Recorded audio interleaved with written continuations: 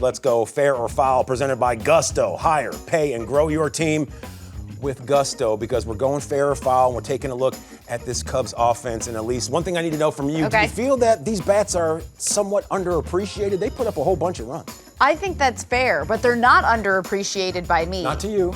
Cole, what have I been saying this entire season? Even when they've lost 10 in a row, I've stood pretty firm on them, and they're not scoring, and they're struggling with runners in scoring position. I've always said, I like this lineup. I like this offense, and this is part of it. Sometimes you just gotta, last through the down stretches and then trust that they can score runs. So 1930? Historic. That's when they used to get foul balls out of the stands and continue to play with them when they were browned and all muddied up. That's after the first pitch came through. But you see right here in 2026, at least we haven't even been alive to see an offensive output like this. Yeah. Only in 2008, 5.31, and that's when they took one on the chin, courtesy of the Dodgers back then. But when you have a tastemaker like number 4, it's easy to get that plane off of the runway, isn't it? He's part of it. So the best position player in baseball, Nico Hoerner, since the break, is hitting .417. Alex Bregman, the last 12 games, has 4 home runs. Ian Happ and Seiya Suzuki, they have a 16-game on-base streak. Pedro Ramírez has an 8-game hick streak. Miguel Amaya is hitting, 350 with runners in scoring position. So I can go down the list. Any guy in the lineup, Michael Conforto, even if he doesn't start, he comes in and can hit a home run in a pinch hit situation. Yeah, right.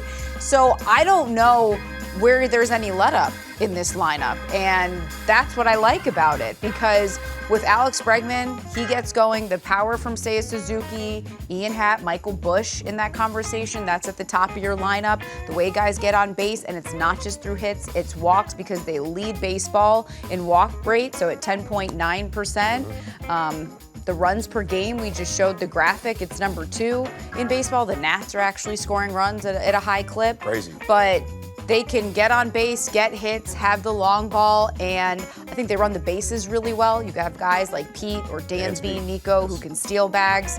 They put the pressure on. And so when you have multiple ways to win games, you just have to pick that day what's going to get it done based on the pitching that you're up against. Does the up and down nature of this ball club, does that maybe dent the perception that this is a team that if you don't pay attention, they're going to get you? It's a head scratcher, the season they've had and the streakiness, but it feels like they've started to level out, especially kind of right before the All-Star break. That Baltimore into Cincy, absolutely. Yeah, and I think this is a team that knew through the streaks, like they could be better. Now, of course, when you're winning 10 games in a row, you feel like you're playing pretty well, and you have a right to believe that. It's that when they haven't played well, and I think through the streaks, they're saying we can be more consistent. Like that sometimes was the theme in the clubhouse. One, they would always say, we get on base.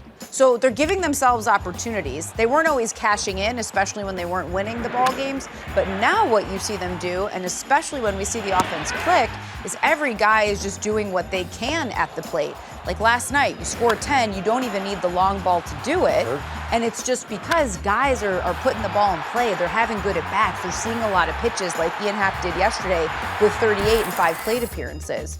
So you pick and choose, and I don't know who you pick in this lineup where you feel like there's not a threat. I mean that truthfully. I do not see anyone. Like if I'm a pitcher, who do you want to pitch against? Name someone. Well, I mean, you're looking at the lineup 1 through 9, and you look league-wide. Obviously, there's players that strike a little more fear into hearts of starting pitchers, relief pitchers as well. However, that's when we... You're not scared to say a Suzuki? You don't think Alex... I mean... They'll get you every single time, absolutely. I mean, seriously, though, why isn't it feared? The most fear for a guy like Miguel Amaya comes when there's runners in scoring position. Bases clear, groove a fastball, one under the armpit. That's your catcher in the 9 spot. Absolutely. So that's why this lineup can be feared. And that's where I'm agreeing with you. That's where the fear does come in, because a guy like Miguel Amaya can put the ball in play. I feel like his focus narrows when there's a little more on the line. Would you agree with that? I think for the entire team, I think in any at-bat, that's why they're having success, especially lately, is because they know, wasn't it yesterday? Ian Happ in the first inning gets it going. With the Jordan Walker misses that ball, and 2 runs score. Yeah, and I think that's times throughout the season where they haven't cashed in. They've created opportunities early in the game, but they haven't necessarily had those guys cross the plate. Now, when you're doing that and you're putting the pressure on early in the game, you're giving your own pitchers, who we know what they've been through, that run support. You're just creating ease for everyone.